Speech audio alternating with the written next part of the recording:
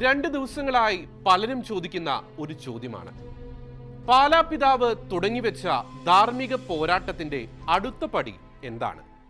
ഇനി നാം എന്താണ് ചെയ്യേണ്ടത്? ആ ചോദ്യത്തിന് മറുപടി പറയും മുമ്പ് ഏതാനും ചില വാക്കുകൾ. പാലാ പിതാവ് മുന്നറിയിപ്പ് നൽകിയത് തന്റെ ഇടയജനത്തോട് ആയിരുന്നുവെങ്കിലും അദ്ദേഹം ഉയർത്തിപ്പിടിച്ച വിഷയങ്ങൾ കേരള സമൂഹം മുഴുവൻ ഇന്ന് നേരിടുന്നതാണ്.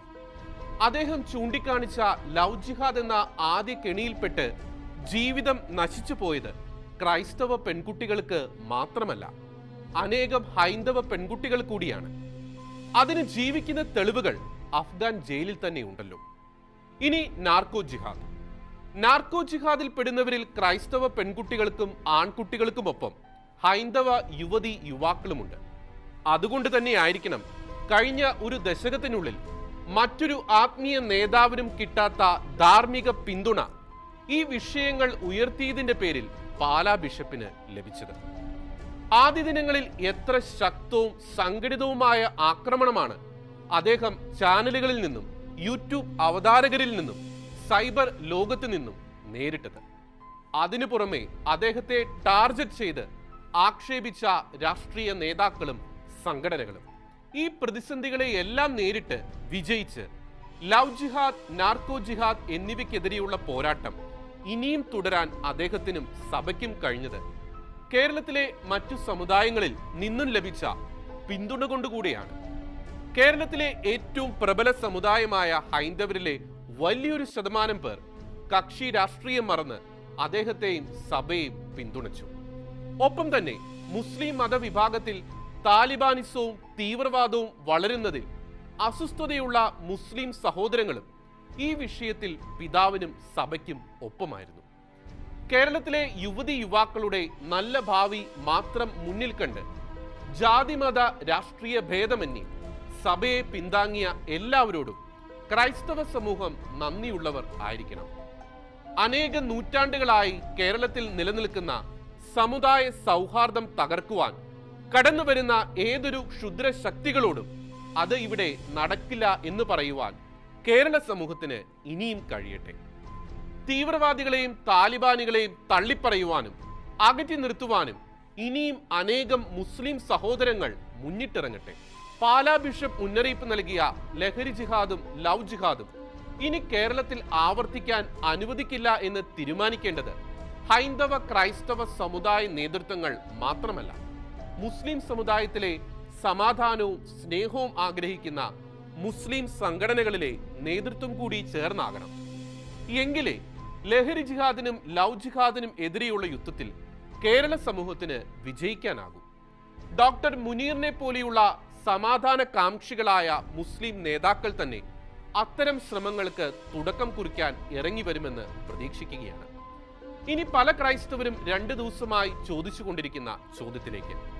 പാലാ ബിഷപ്പിലൂടെ ക്രൈസ്തവർ തുടങ്ങിവെച്ച ധാർമ്മിക പോരാട്ടത്തിന്റെ അടുത്ത പടി എന്താണ്?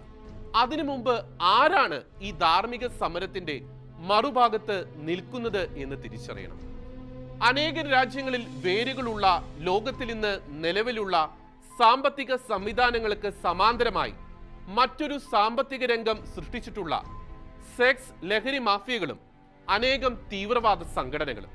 എന്തിനധികം പറയണം, അഫ്ഗാനിസ്ഥാൻ അടക്കമുള്ള ചില രാജ്യങ്ങളിൽ നിലനിൽക്കുന്ന ലഹരി മാഫിയ തീവ്രവാദി കൂട്ടുകെട്ടിന്റെ വാർഷിക വരുമാനം പല വൻകിട രാജ്യങ്ങളിലെ വാർഷിക വരുമാനത്തെക്കാൾ കൂടുതലാണ് എന്നതാണ് യാഥാർത്ഥ്യം. അത്തരം ലഹരി സെക്സ് മാഫിയകളുടെയും തീവ്രവാദികളുടെയും വലിയ ശൃംഖലയുടെ ഭാഗമാണ് കേരളത്തിൽ ഇന്ന് വ്യാപിക്കുന്ന തീവ്രവാദവും ലഹരി സെക്സ് മാഫിയകളും. അതുകൊണ്ട് തന്നെ ഇത്തരം തിന്മയുടെ ശക്തികളെക്കുറിച്ച് വിശ്വാസികളെയും പൊതുസമൂഹത്തെയും ബോധവൽക്കരിക്കുക മാത്രമല്ല സഭയുടെ ചുമതല. ബോധവൽക്കരണത്തിന് ഒപ്പം ഈ തിന്മയുടെ ശക്തികളെ തോൽപ്പിക്കുവാൻ വേണ്ടി ശക്തമായി പ്രാർത്ഥിക്കുവാനും പ്രവർത്തിക്കുവാനും ക്രൈസ്തവർക്ക് കഴിയണം. മുമ്പിൽ നിൽക്കുന്ന എതിരാളികൾ ശക്തരായതുകൊണ്ട് അവരുടെ ശക്തിയെ അതിജീവിച്ച് വിജയം നേടാൻ ദൈവിക ശക്തി കൂടാതെ സാധിക്കില്ല. അത് തിരിച്ചറിഞ്ഞുകൊണ്ട് സഭാ സമൂഹങ്ങളും സന്യസ്ത സമൂഹങ്ങളും ഈ കൊടും തിന്മകൾക്കും ഭീകരവാദത്തിനുമെതിരെയുള്ള പ്രാർത്ഥനകൾ അടിയന്തരമായി കേരള സഭയിൽ നിന്ന് ആരംഭിക്കണം. ടിപ്പുവിനെ തിരുവിതാംകൂറിലേക്ക് എത്താതെ തടഞ്ഞു നിർത്തിയത് പരിശുദ്ധ മാതാവിനോടുള്ള മധ്യസ്ഥ പ്രാർത്ഥനയാണ് എന്നാണ് ക്രൈസ്തവ ചരിത്രം പറയുന്നത്. അതുകൊണ്ട് തന്നെ മധ്യപൂർവേഷ്യയിലെ ക്രൈസ്തവ സമൂഹത്തിന് സംഭവിച്ചത് കേരള സഭയ്ക്ക് സംഭവിക്കാതിരിക്കുവാൻ നാം മാതാവിന്റെ മധ്യസ്ഥം തേടണം. അങ്ങനെ ശക്തമായ പ്രാർത്ഥനയുടെ അടിത്തറയിൽ സഭ ഈ തിന്മയുടെ ശക്തികൾക്കെതിരെ പോരാടുന്നതിന് ഒപ്പം നമ്മുടെ യുവതി യുവാക്കൾക്ക് കലർപ്പില്ലാത്ത ക്രൈസ്തവ വിശ്വാസം പകർന്നു നൽകുവാനുള്ള നടപടികളും എത്രയും പെട്ടെന്ന് ആരംഭിക്കണം. സമൂഹത്തിൽ ഒളിഞ്ഞിരിക്കുന്ന ഇത്തരം വലിയ കെണികളെക്കുറിച്ച് ക്രൈസ്തവരായ യുവതി യുവാക്കളെ ബോധവൽക്കരിക്കുവാനും ജാഗരൂകരാക്കുവാനും സോഷ്യൽ മീഡിയയും ദൃശ്യമാധ്യമങ്ങളും അടക്കമുള്ള എല്ലാ സംവിധാനങ്ങളും ഉപയോഗിക്കുവാൻ സഭ മുന്നിട്ടിറങ്ങട്ടെ. ഇനിയൊരു പെൺകുട്ടിയെയോ ആൺകുട്ടിയെയോ ലവ് ലഹരി ജിഹാദിന് വിട്ടുകൊടുക്കില്ല എന്നതാകട്ടെ ഓരോ ക്രൈസ്തവന്റെയും പ്രതിജ്ഞ. എല്ലാറ്റിലും ഉപരിയായി ഇന്ന് ക്രൈസ്തവ സമൂഹത്തിൽ രൂപപ്പെട്ടിട്ടുള്ള ഐക്യവും സമുദായ സ്നേഹവും തകർക്കുവാൻ ആർക്കും അവസരം കൊടുക്കരുത്. ഒരു പൊതു പ്രശ്നം വന്നാൽ ക്രൈസ്തവർ ഒറ്റക്കെട്ടായി നിൽക്കുമെന്ന സന്ദേശം ഓരോ രാഷ്ട്രീയ പാർട്ടികളും തിരിച്ചറിയട്ടെ.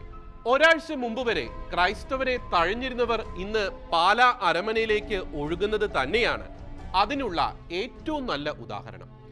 കേവലം ബിഷപ്പ് ഹൗസ് സന്ദർശനങ്ങൾക്ക് അപ്പുറം പ്രതിസന്ധി ഘട്ടങ്ങളിൽ ക്രൈസ്തവ സമുദായത്തെ സഹായിക്കുന്ന നേതാക്കളും രാഷ്ട്രീയ പാർട്ടികളും ആരെന്ന് തിരിച്ചറിയുവാനും അതിന് അനുയോജ്യമായ പ്രതികരണങ്ങൾ വരും തെരഞ്ഞെടുപ്പുകളിൽ നൽകുവാനും കേരളത്തിലെ ക്രൈസ്തവ സമൂഹത്തിന് കഴിയട്ടെ. എങ്കിൽ മാത്രമേ ക്രൈസ്തവർക്ക് ഒരു ശക്തമായ സമുദായം എന്ന നിലയിലേക്ക് ഇനി വളരാൻ കഴിയൂ. ആഗോള സഭയും ലോകരാജ്യങ്ങളും വലിയ പ്രതീക്ഷയോടെ നോക്കുന്ന കേരള സഭയ്ക്ക് പൂർവ്വ പ്രതാപത്തിലേക്ക് തിരിച്ചു വരുവാൻ കഴിയുക തന്നെ ചെയ്യും.